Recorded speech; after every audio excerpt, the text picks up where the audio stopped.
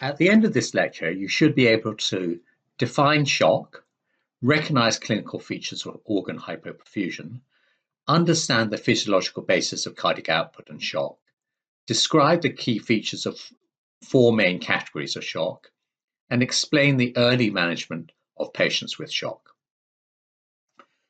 Before we carry on, I want you to think about the question on the slide for a minute.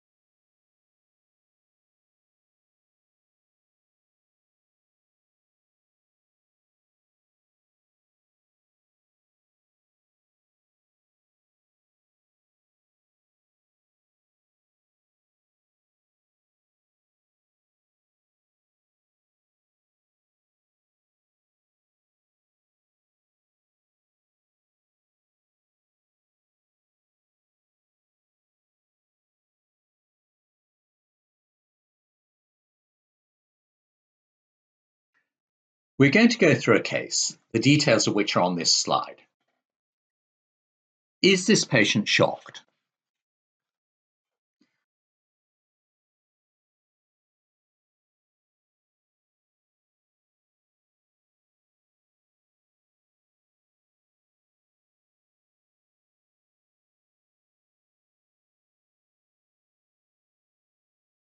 Shock is a state where there is inadequate perfusion to the tissues to meet demand. Although hypotension frequently accompanies shock, it need not be present. This is self-evident if you remember that there are homeostatic mechanisms which maintain blood pressure even when cardiac output falls. Thus, a fall in cardiac output and blood pressure results in vasoconstriction and tachycardia in an attempt to maintain a constant blood pressure. It is only when these compensatory responses are overwhelmed or malfunctioning that the blood pressure falls. It is therefore just as important to assess the magnitude of the compensatory response. Failure of compensation indicates very severe disease. Features of tissue hypoperfusion include decreased conscious state, which may only manifest itself as confusion, cold peripheries, mottled skin, oliguria, metabolic acidosis, and hyperlactatemia. So clearly our patient is shocked. She is oliguric and confused with skin mottling. What should we do next? The immediate priority is to rapidly determine the cause of shock. This is easily done if one remembers the relationship between cardiac output, peripheral resistance, and mean arterial pressure. If the mean arterial pressure is normal but peripheral resistance is high, then the cardiac output must be low. Alternatively, if the mean arterial pressure is low, either the cardiac output must be low or the peripheral resistance must be low. As peripheral resistance is one of the two determinants of blood pressure, it is clearly vital that we assess this. We can do this by feeling the hands and feet and assessing the peripheral perfusion. Cardiac output is determined by heart rate and stroke volume, so it is vital to know the heart rate. Stroke volume is determined by preload, afterload, and contractility. Preload can be estimated, but afterload and contractility are difficult to assess clinically. So in summary, the three things that you want to assess in a shock patient are peripheral perfusion, heart rate, and JVP, CVP, pulse pressure variation, or response to passive leg raising. Going back to our patient, her heart rate is 104 per minute with a regular small volume pulse. Her venous pressure is slightly raised with a JVP 4 centimeters above the sternal angle, and her peripheries are cold. The causes of shock can be classified into four major types: cardiac, hypovolemic, distributive, and obstructive. In cardiac shock, the heart rate is usually increased, except when the shock is due to an arrhythmia, in which case it may be decreased or markedly increased. The venous pressure is raised and there is compensatory vasoconstriction in an attempt to maintain blood pressure. In hypovolemic shock, the primary abnormality is decreased circulating volume. As a result, the venous pressure is low and there is compensatory tachycardia and vasoconstriction. In distributive shock, the primary abnormality is vasodilatation. Most conditions that cause distributive shock also cause leakage of fluid from capillaries. This results in both warm peripheries and a low venous pressure. Once the hypovolemic component has been eliminated by fluid resuscitation, the blood pressure in true distributive shock will still not normalize. Shock is still present as a result of severe vasodilatation.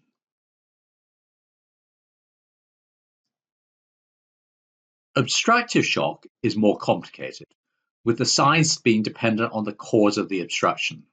However, in obstructive shock due to the most common causes, tension pneumothorax, massive pulmonary embolism, or cardiac tamponade, the venous pressure is usually markedly raised and there is compensatory tachycardia and vasoconstriction. The most likely diagnosis in this case is cardiogenic shock, but the physical signs and history make obstructive shock due to pulmonary embolus a distinct possibility. What should we do next? The immediate resuscitation of patients with cardiogenic shock and obstructive shock due to a pulmonary embolus is similar, so making a distinction between the two at this stage only wastes precious time. If a shock patient has immediately life-threatening hypotension, give epinephrine boluses followed by a vasopressor infusion to buy time. Otherwise, initial treatment usually consists of fluid loading, almost regardless of the cause of the shock. The major question of how much fluid is dependent on the cause of the shock and the treatment goals. In general, treatment goals are to restore normal cardiac output and an adequate blood pressure. Organ blood flow is autoregulated within a certain range of blood pressures, but below and above this range, flow is dependent on pressure. It is therefore important to keep the systemic blood pressure within the limits of autoregulation. It's easy to see how a blood pressure below the lower limit of autoregulation will result in an inadequate organ blood flow. Furthermore, in the critically ill, autoregulation may be impaired, making blood flow even more dependent on pressure.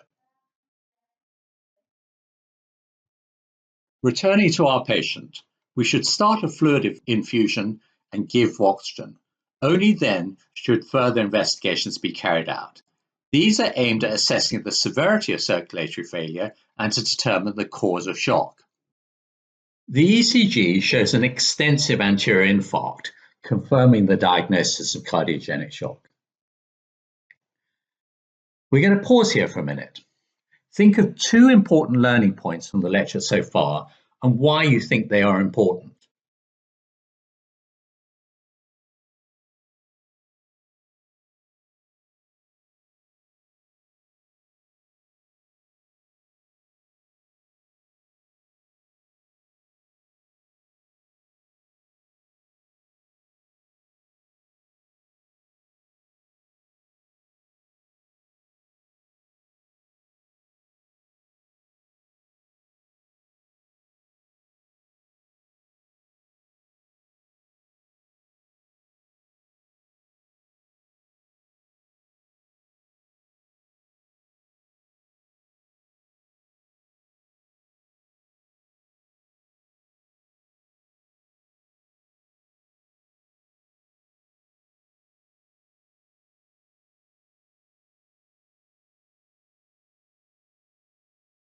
Now we can address the issue of how much fluid we should give.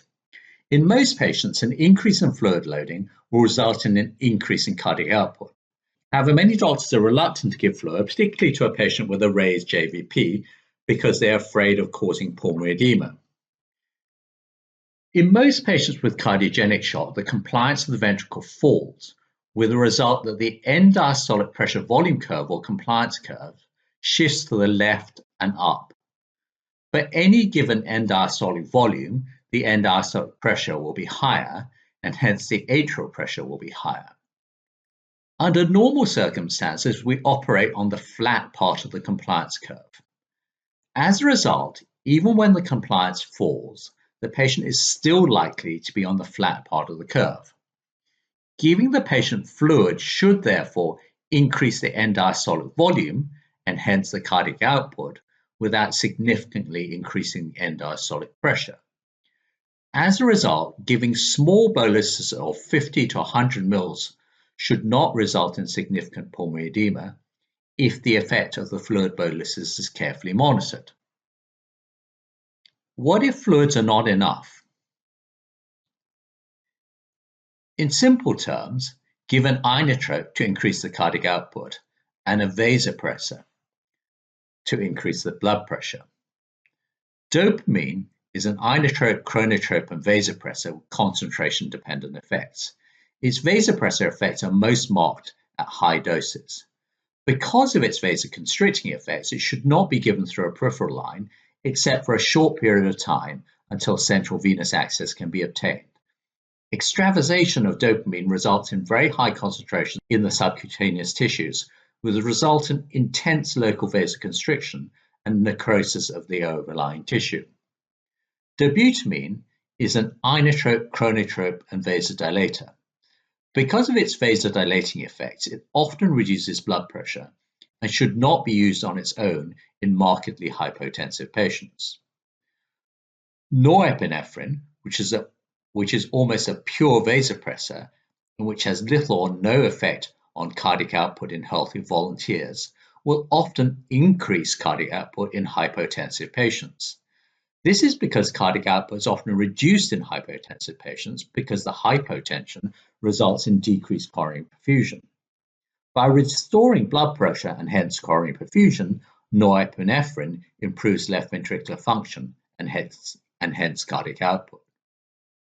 Returning to our patient, we know coronary perfusion is already impaired.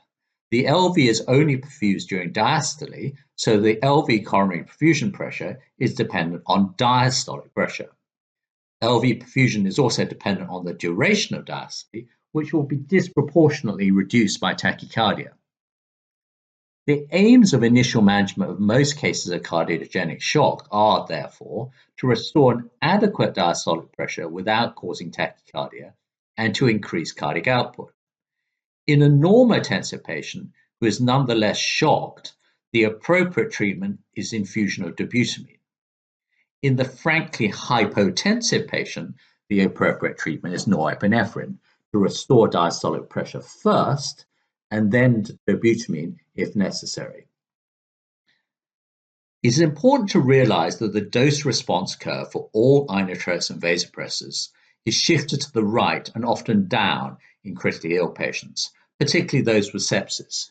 It is more logical, therefore, to titrate the dose against the effect rather than to strictly adhere to a textbook dose. This is made easier by the rapid onset of action and short half-life of these drugs, which is a matter of 2 to 3 minutes. As a result of this, a new steady state is reached very rapidly after any dose adjustment. The patient should be assessed frequently and dose adjusted to ensure that the target effect is achieved rapidly. A frequent question is, in practice, how much should I give? And the answer to that is enough. This is not as facetious as it sounds. Because of the shift in the dose-response curve, what we do is start with an initial dose, recommended initial doses are given in your books, and then rapidly titrate the dose, increasing it if the blood pressure is too low and decreasing it if it is too high. The overall time frame should be such that you should stay at the bedside until hemodynamics have stabilized. Patients with cardiogenic shock should probably also be referred early for revascularization. As always, it is vital to treat the underlying disease. Turning now to other forms of shock. In hypovolemic shock, the answer to the question of how much fluid is relatively simple and is determined by the amount of fluid that has been lost. Remember that a loss of 10% of circulating volume usually produces no signs or symptoms and a loss of up to 30% may be required to produce frank hypotension. Fluid challenges of a litre of crystalloid should be given and the response assessed. The primary treatment of hypovolemic shock is fluid replacement and treatment of the underlying cause, but patients may require vasopressors for life-threatening hypotension and in the later phase when they may develop distributive shock as a result of the tissue injury that led to hypovolemia. As mentioned earlier, the problem in septic shock is a combination of vasodilatation and capillary leak. Patients often require large volumes of fluid. The fluid balance is of no value in determining the need for further fluid loading in the initial 24 hours because of the unknown degree of capillary leak. Again, give fluid challenges of a litre of crystalloid. In septic shock, the primary problems are severe capillary leak and vasodilatation. These patients should be given vasopressors such as norepinephrine or epinephrine to restore blood pressure and then dobutamine if there is evidence of ongoing tissue hypoperfusion. Dopamine is associated with a high risk of arrhythmias and should be reserved for patients with a very low risk of arrhythmias and with low cardiac output. Obviously, it is also vital to treat the underlying cause with source control and antibiotics. The management of obstructive shock is more complicated because the initial treatment depends on the pathophysiology of the underlying cause. For example, initial management of tension pneumothorax is needle thoracostomy, while initial management of massive pulmonary embolism is a bolus of 100 to 250 mL of crystalloid. Note a chest drain should always be inserted after needle thoracostomy, regardless of whether pneumothorax was present or not. Management of obstructive shock is complex and expert advice should be sought at an early stage. Although the cardiac output is low, dobutamine is not the optimal agent in most cases because its vasodilatory effects may result in severe hypotension in the presence of a relatively fixed cardiac output. Norepinephrine is probably the best choice for initial management. Write down 3 key learning points from the lecture, 3 things that you think would be important to tell a colleague who has not heard the lecture. I'll give you a minute to do this.